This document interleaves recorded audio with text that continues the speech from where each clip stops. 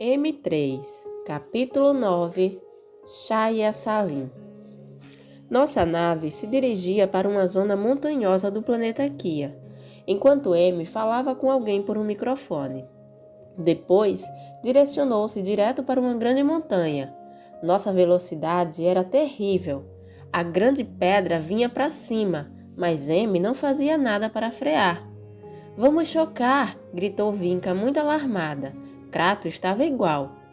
"Detém este inferno, não quero morrer tão jovem! Ho, ho, ho! Não tenha medo, não lhes acontecerá nada. Vamos ingressar ao interior dessa montanha." O desastre já era inevitável. Em poucos segundos nos estraçalharíamos contra a rochosa ladeira. Nós três fechamos os olhos e nos protegemos inutilmente com um braço frente às nossas caras. Mas não aconteceu nada. O que vi atrás das janelas me deixou muito surpresa. "Temos chegado à cidade de Shaya Salim", estava dizendo M com muito entusiasmo. Nosso veículo estava agora descendo, pousando serenamente sobre uma grande pista em que também havia uma grande variedade de naves espaciais. Ao fundo, bem longe, se viam grandes construções de arquitetura futurística. Parecia aquelas que vi em mundos evoluídos em minhas viagens anteriores. Multidões de pequenas naves transparentes circulavam lentamente nos céus da cidade em todos os sentidos. Não pude compreender o que estava sucedendo. Aquilo era uma cidade pertencente a uma civilização avançada, mas em Kia, um mundo não evoluído? "Isso não é Kia!" exclamou Vinca, cheia de surpresa. "Claro que não!" interveio Krato.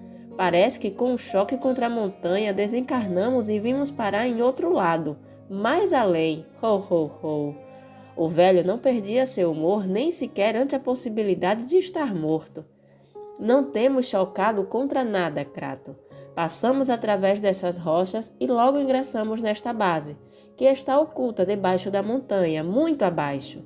Esta é uma base intraterrena, ou melhor, intraquiana. Ingressamos nela por um dos pontos autorizados, mas elevando a frequência vibratória desta nave para passar através da matéria sólida." Eu, muito surpreendido, olhei para cima pensando que já estávamos debaixo de uma montanha. Acima teria que se ver negras rochas em lugar de céu, mas não. Lá fora se via um bonito céu cor celeste, igual como se estivéssemos ao ar livre, e um maravilhoso sol. Não é céu, Pedro, é uma cúpula artificial em que se projeta a imagem do céu lá de cima. Se lá fora está nublado, aqui se vêem essas nuvens. Se está claro, aqui também. E de noite é exatamente igual. Porém, aqui dentro não estamos expostos como lá fora, senão protegidos sob uma grossa camada de rocha. Pareceu-me alarmante pensar que o céu de pesada rocha poderia cair-nos em cima. "Protegidos?" disse Vinca, bastante inquieta. Krato tampouco se via muito tranquilo. Olhava para cima com certo temor. M, em troca, se divertia em nossas costas. Outra vez assustados. Estão pensando que a montanha poderia sepultar-nos, claro. Mas devem saber que o material que se emprega como cúpula para conter um possível desmoronamento e para projetar a imagem do céu exterior tem vários quilômetros de superfície e 1 metro de espessura. Agora estão mais tranquilos? 1 metro? Isso vai romper, dissemos os três, mortos de medo, enquanto M simplesmente se ria de nós. Mas não se preocupem tanto. Nem sequer uma das vossas primitivas, grosseiras e daninhas bombas atômicas poderiam penetrar nem 1 milímetro nesse material. Por outro lado, uma cúpula de forma ovoide é uma das estruturas mais resistentes da natureza. Trataram alguma vez de romper um ovo apertando-lhe pelas pontas? Eu sim, mas não pude, disse. Aqui estamos muito mais seguros que lá fora. Por quê? Porque não nos afetam nem os temporais, nem os granizos, nem a temperatura, que aqui se regula automaticamente. Aqui não chega a parte nociva dos raios do sol, nem outras radiações que também são daninhas. Tampouco chegam os perigosos meteoros, nem os tornados, nem os furacões. Aliás, os Terres nem sequer suspeitam que essa base existe. Vinca, já mais tranquila, perguntou o que os três estavam cheios de curiosidade. Que lugar é esse? Como é possível que exista uma cidade cheia de naves espaciais de outros mundos em meu próprio planeta? Bases ou pequenas cidades como esta existem em todos os mundos onde há vida humana, sejam seres evoluídos ou não. Na Terra também há uma cidade como esta? Perguntei com curiosidade imponente. Não uma, Pedrinho, senão várias. Antes de que Amy pudesse explicar-me mais, algo espantoso apareceu atrás dos vidros. Parados na pista, frente à nossa nave, 2 gigantescos Terres nos observavam. Ao vê-los, Vinca não pôde evitar gritar: Terres, Amy, Terres! Enquanto isso, Crato coçava a cabeça sem compreender nada. Amy continuava sereno e de muito bom humor. Sim, Vinca, são Terres, mas Terres amigos. A eles pedi ajuda para o problema que temos. Tem vindo para ajudar-nos. Vamos, saiamos para fora para saudá-los. Eu espero aqui, disse, sem muita vontade de ficar perto daqueles monstros, ainda que se viam amáveis e sorridentes. Por outro lado, não me convinha o fato de ver os primitivos Terres dentro de uma cidade de extraterrestres altamente evoluídos, oculta em território de Kia. Enquanto se levantava do seu assento, ele me explicou. Estes Terres não são verdadeiros Terres, senão seres pertencentes a uma civilização superior. Estes amigos foram submetidos a transformações físicas para parecer Terres e poder trabalhar na incivilizada Kia, mas não são Terres de verdade. Aquilo nos tranquilizou definitivamente. Logo, Amy nos fez entrar os 3 no banho. Ele também o fez. Aqui se eliminam os germes que temos na pele e roupas, e também dentro dos nossos corpos, devido a problemas e enfermidades que poderiam causar nesta base. E essa é outra razão pela qual vale a pena viver no interior em lugar do exterior. Os ecossistemas ficam mais protegidos e são mais controláveis. Se vocês pudessem ver a enorme variedade de bichos microscópicos que os rodeiam por todas as partes lá fora. Quando ficamos prontos, saímos a encontrar com os peludos amigos.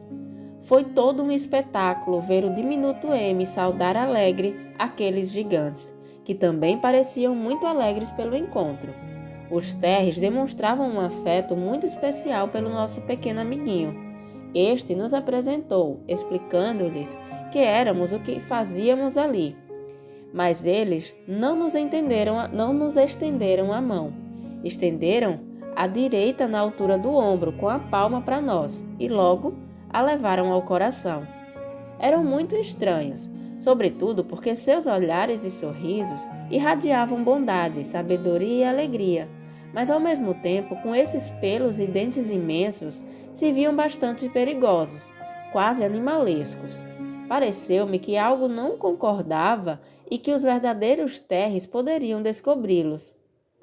Você pode se dar conta, Pedro, mas os Terres não têm sensibilidade.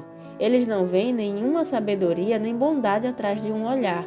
Eles veem simplesmente olhos, assim como nossos amigos não correm perigo. Assim que nossos amigos não correm perigo. Não é tão fácil como tu crês, explicou sorridente um deles a Amy.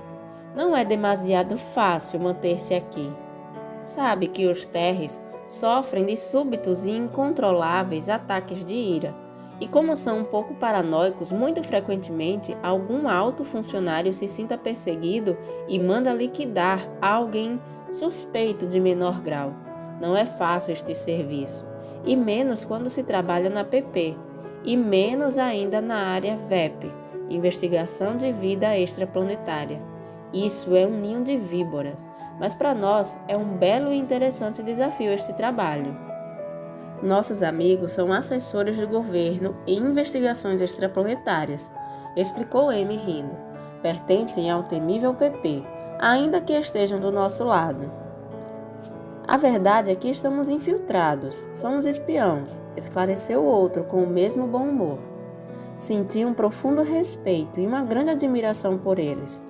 Ali me pareceu compreender que meu serviço de Vinca, escrever livros, era um fácil e cômodo jogo de meninos comparados com o que eles faziam. Haviam decidido servir em um núcleo, mesmo com violência e perigo na polícia política, aceitando o risco de um trabalho infestado de armadilhas e rodeado de vibrações mentais e afetivas mais baixas e densas. Esclareceu Amy ao perceber meus pensamentos. Mas não subestimem nosso próprio serviço, meninos. Vocês tão pouco vivem em meio de anjos e santos. Vossos livros colaboram na criação de um mundo luminoso e fraterno, com um enfoque espiritual e não material.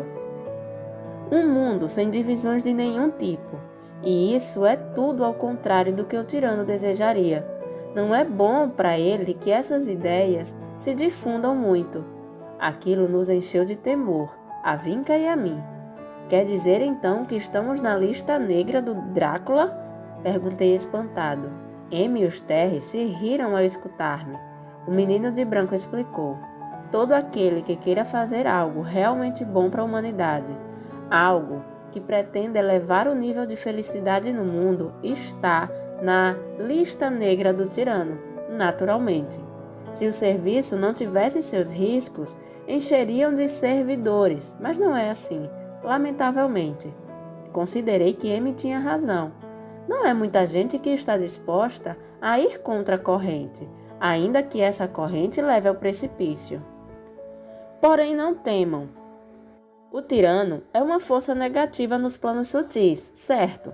Mas ali não há somente obscuridade, meninos. Ali também estão as forças de luz, do amor, e já sabem qual é a maior força do universo, não? Ah, claro, menos mal. É por isso que vocês estão muito protegidos a todo momento. E por outro lado, para o tirano, vocês são simples mosquitos aborrecedores.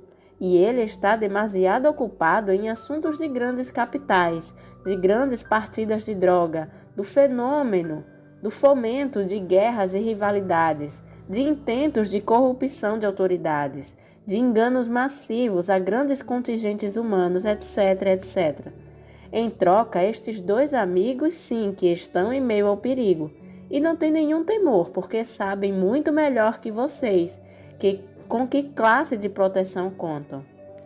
Vocês são os campeões, amigos, lhe disse Crato com entusiasmo.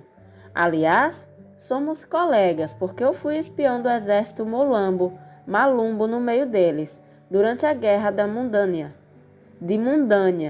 Vamos celebrar este encontro com um bom copo, amigos. Vamos trocar anedotas de guerra. Um Swama na guerra? Disse incrédulo um dos gigantes. Agora sou Swama, mas antes fui Terry. Era mais alto e corpulento que vocês. Me chamavam de o terror de Mundânia. Ho, ho, ho. Aliás, com muita honra para vocês. Sou o primeiro transformado vivente neste mundo. Vamos celebrar isto. Estiveste na guerra de Mundânia, Crato? Perguntou Vinca. Claro, princesa. Fui conhecido como o Centauro dos Pântanos. Quem se encontrava comigo tinha um bom sentido de afastar-se com respeito, mas alguns imprudentes não o faziam. O inferno está cheio deles, ho, ho, ho. Então, és terrivelmente velho. A guerra de Mundânia foi quase na pré-história. Não sabia que ficaria alguém vivo dessa guerra. Mas eu era apenas um rapaz. Me chamavam o Menino Perigo. Ho, ho, ho. Amy pareceu impacientar-se. Deixa de contar mentiras, Crato. Teu bisavô era demasiado jovem quando ocorreu essa guerra. Lembra que não temos tempo a perder. Os tios de Vinca estão detidos na PP e devemos ajudá-lo. Se não atuarmos rápido, as coisas poderiam complicar-se muito. De repente, um veículo transparente chegou voando e veio pousar frente a nós. Ninguém o manejava, mas compreendi que ali existia um alto grau de tecnologia e automatização. Uma de suas portas se abriu só levantando-se, como convidando-nos a passar. Crato foi farejar, buscar ao invisível condutor daquele veículo. Não te escondas, sei que está por aí. Deixa de tontice e entra ali de uma vez. Vamos, Vinca, Pedro, para dentro. Iremos conversar com nossos amáveis amigos em um lugar apropriado. Junto a um bom copo, claro, disse esperançado Crato. Não tem álcool em Chaya Salim, disse sorrindo um dos falsos terres enquanto ingressava no veículo. Não há álcool aqui? Então este é o lugar mais aborrecido de toda a Kia. E como fazem para alegrar o coração? Nós sempre estamos contentes, mas às vezes o íntimo nos põe provas para que nos aperfeiçoamos nossas armas. Nós sempre estamos contentes, mas às vezes o íntimo nos põe provas para que nos aperfeiçoarmos nossas almas. Então usamos outros métodos para fortalecer o ânimo. Exercícios respiratórios, meditação e contato com o que mora no interior de cada ser, explicou enquanto o veículo começava a levantar voo suavemente. Crato se impressionou. Sim, se nota que, apesar de seus pelos, este amigo não é um terre. O veículo transparente se dirigiu voando a baixa altura e pouca velocidade para o centro daquela pequena cidade subterrânea chamada Chaya Salim, enclave de civilizações evoluídas do interior do planeta Kia. Do alto, o lugar se via tranquilo, parecia muito a Ophir, mas em um espaço reduzido, igual a todos os lugares evoluídos. A maior parte dos veículos que se locomoviam pelo lugar o faziam pelo ar.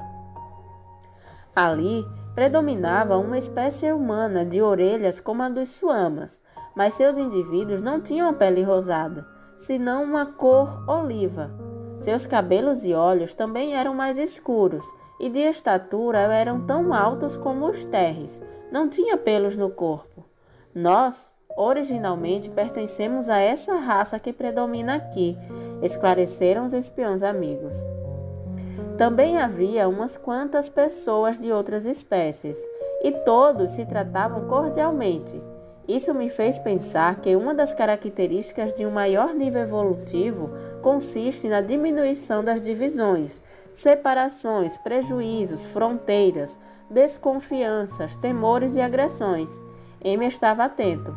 Assim é, Pedro. À medida que cresce nossa consciência, à medida que vamos compreendendo melhor a vida, vai deixando de importar-nos tanto as diferenças exteriores entre uns e outros.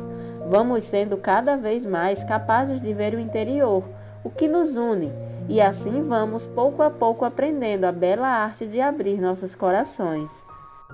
Eu olhei ao gigantesco Terry que estava sentado junto a mim e que tinha um perfume estranho. Parecia ao de um osso em um zoológico que visitei uma vez, mas tratei de ver mais além dessa massa de músculos, dentes e pelos que me causavam um temor instintivo. Fiz um pequeno esforço para olhá-lo de outra forma, como se ele fosse um bom amigo meu, e o consegui por uns segundos. Então, senti que seu odor não era desagradável, e me lembrei de um querido cãozinho que tive faz muito tempo. Ele captou algo, porque se voltou para mim, entregando-me todo o seu afeto em um olhar luminoso e em sorriso muito suave, dando-me um delicado e carinhoso apertão na bochecha. Então compreendi, uma vez mais, que o amor supera todas as barreiras externas e ilusórias que dividem os seres. Porque todos os seres são criação e manifestação de Deus amor, Pedrinho. Todos temos a mesma origem e o mesmo destino, inclusive os Terry, disse rindo um Terry. Crato aproveitou a ocasião para sair com outra de suas palhaçadas. Sim, mas os Terres os fez Deus em um dia que havia bebido demais da conta. Quando melhorou, criou Suama. Ho, ho, ho. Ah, disse Amy, evidenciando que essa brincadeira não havia saído de seu gosto. Vinca quis mudar de assunto. Não se vê muita atividade nessa cidade. O Terry que estava junto explicou. A maior parte das instalações deste lugar está embaixo da terra. Na realidade, isto não é exatamente uma cidade, senão melhor, uma estação de trabalho, uma base. Todos os que vivem aqui são profissionais em alguma área específica. E qual é o propósito desta base? Perguntei enquanto descíamos sobre um edifício que tinha um grande estacionamento para naves aéreas em sua parte superior. Aqui, a Confraternidade de Mundos Evoluídos realiza tarefas destinadas a supervisionar o desenrolar social deste planeta, coisa que está a cargo da civilização a qual pertencem nossos amigos aqui presentes, e que conta com a colaboração de especialistas provenientes de outras civilizações, de lugares muito variados e distantes, mas de planetas de características similares a este. Quer dizer, com uma força de gravidade similar, uma atmosfera constituída de oxigênio e uma ou mais espécies humanas de estruturas orgânicas baseadas em carbono e água. Nem todas as civilizações espaciais são assim, Amy? Claro que não, Pedro. Há espécies inteligentes que vivem como peixes deste mundo, na água. E têm corpos como os nossos? Não. Nossos corpos são para habitar fora da água, sobre a terra. Por isso temos pernas, e não barbatanas nem brânquias. Aliás, nossa forma física não é apropriada para avançar embaixo das águas, porque opõe muita resistência em troca dos peixes, sim. Então há seres inteligentes com corpos raros. Bom, eles diriam que és tu quem tem um corpo muito estranho. Haha. Porém, anteriormente disseste que o modelo humano é universal, cabeça, tronco e extremidades. E me voltou a rir ao lembrar. Aquilo era o nosso primeiro encontro, e tu estavas cheio de medo pensando em monstros invasores, lembras? Assim que não quis assustar-lhe muito, tendo em conta teu racismo visual, e só lhe falei acerca do modelo humano de mundos como o teu, o de Vinca e Crato, o meu, Ofir, e os mundos de pessoas que vês por aqui. Mas fora isso, há muito mais no universo. A vida emerge, inclusive, de condições mais aparentemente desfavoráveis, e as formas físicas correspondem às que melhor sirvam para viver em um meio ambiente determinado. Enfim, no universo há de tudo, mas para nós deve bastar em conhecer por ora aquilo que está mais perto de nós. Saímos do veículo e ingressamos em um elevador próximo. Um dos terres deu ordens faladas e a porta se fechou. E logo nos pusemos em movimento. Depois voltou a abrir-se em um corredor. Saímos e entramos em uma pequena sala que tinha uma larga mesa ovulada e umas 10 cadeiras ao seu redor. A superfície era como de mármore rosado e tinha várias lâminas retangulares frente a cada posto. Supus que fossem monitores de algo assim como um videocomputador. No fundo havia uma grande janela que dava para as rochas, enquanto mar adentro se via canoas pesqueiras, e mais além aparecia um povoado costeiro. Aquilo podia perfeitamente haver sido uma paisagem de meu mundo, mas não estávamos nele. Aliás, nos encontrávamos debaixo de uma montanha e o mar estava muito longe.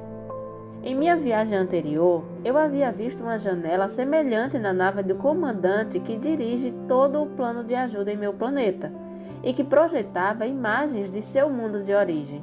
Era um sistema parecido ao de televisão a cores, mas tão real que era impossível para mim diferenciá-lo de uma janela comum.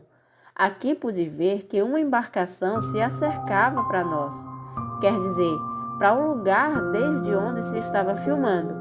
Quando a canoa estava mais perto, distingui que seus ocupantes eram suamas pescadores. Como é possível que possamos ver o mapa desde uma janela que está dentro de uma montanha? Perguntou Crato muito intrigado. Vinca lhe explicou o sistema. Ele ficou impressionado e só disse: "Guac." "Bem, sentemo-nos", disse um dos terres. Assim o fizemos. O outro tomou a palavra.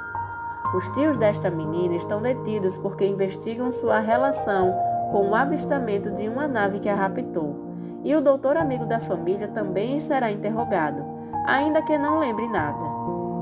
Para ele, jamais conheceu a um homem chamado Goro, casado com uma sua ama e tio de uma menina da mesma raça. Vejamos como vão as coisas. Com um peludo dedo, tocou a lâmina monitor de TV que estava frente a ele, ligando todas as demais. Apareceram os sinais que já não me eram tão estranhos.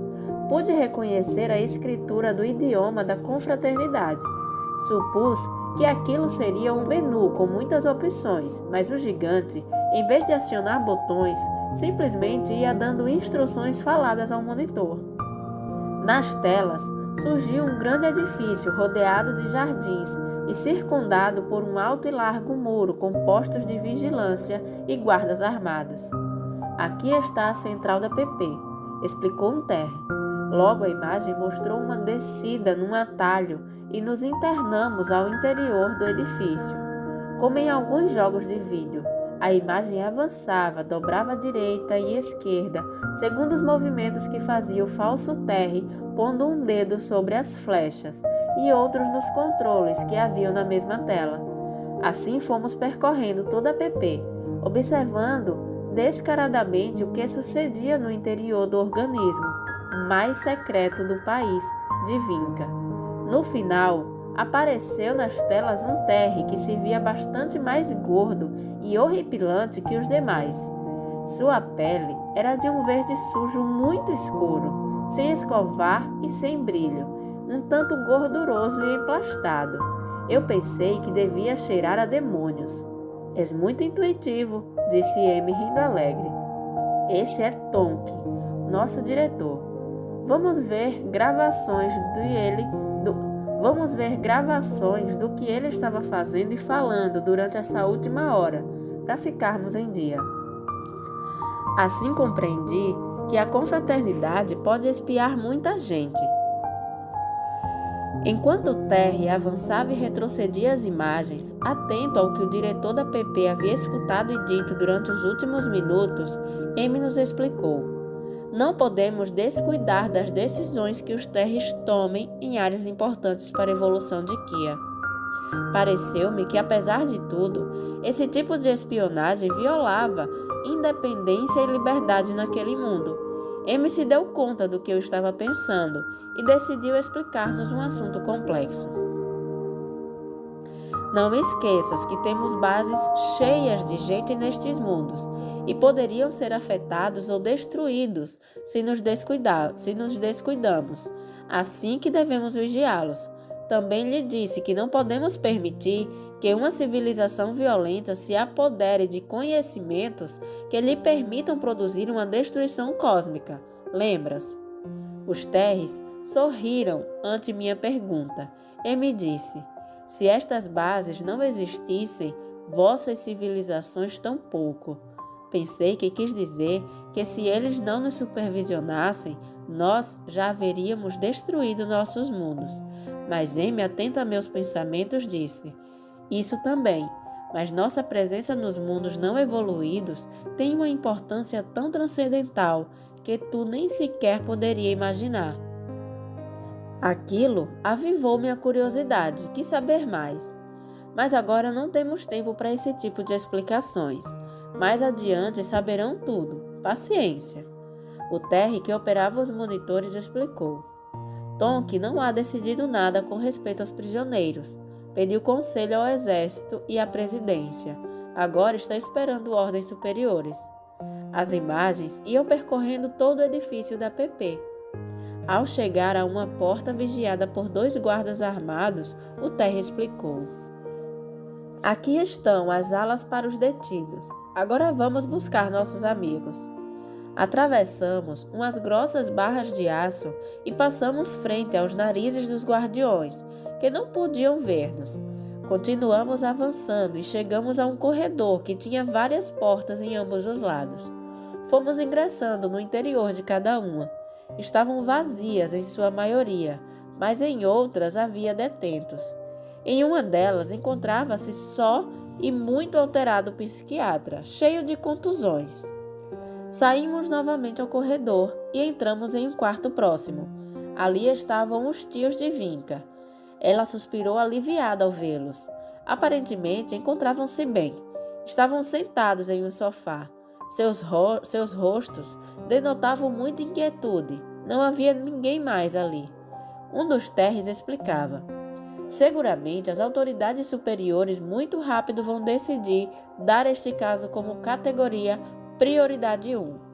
Assim, virão buscá-los para levá-los aos pavilhões blindados. Dali não se sai tão fácil, não sem que tenhamos que ir pessoalmente até lá e enfrentar um enxame de Terres fortemente armados. Este é um bom momento para transladá-los até aqui. Transladarmos até aqui? Como? Exclamei maravilhado. A teletransportação não é difícil, menino, disse um dos Terres sem prestar-me muita atenção. Fantástico! Expressou feliz Vinca. Me interveio. Façamos então, mas antes deveríamos adverti-lhes através de um microfone direcional sobre o que vai acontecer-lhes. Não podemos. Lembra que há filmadoras em todas as celas? Ah, tá certo.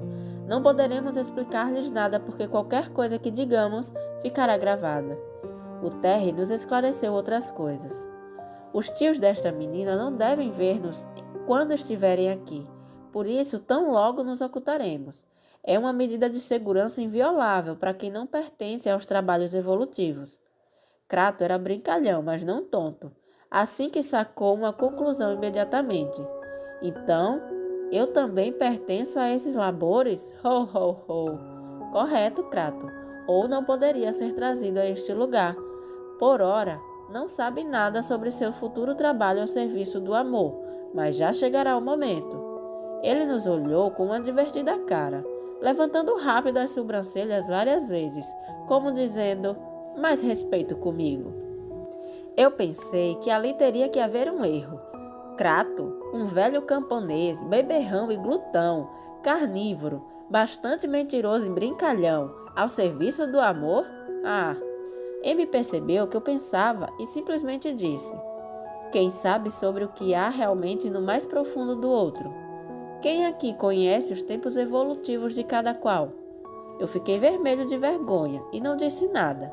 O Terry continuou: as pessoas alheias ao plano cósmico tampouco devem saber que estas bases subterrâneas existem. Não agora.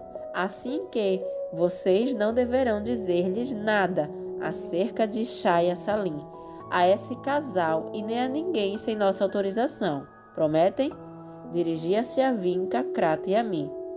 Pela minha descrição na guerra me chamavam de Otumba. Ho, ho, ho. Prometido, não se preocupem. Prometido, dissemos também Vinca e eu. Bem, primeiro teremos que fazê-los dormir e depois transladá-los. Vamos à sala de teletransporte.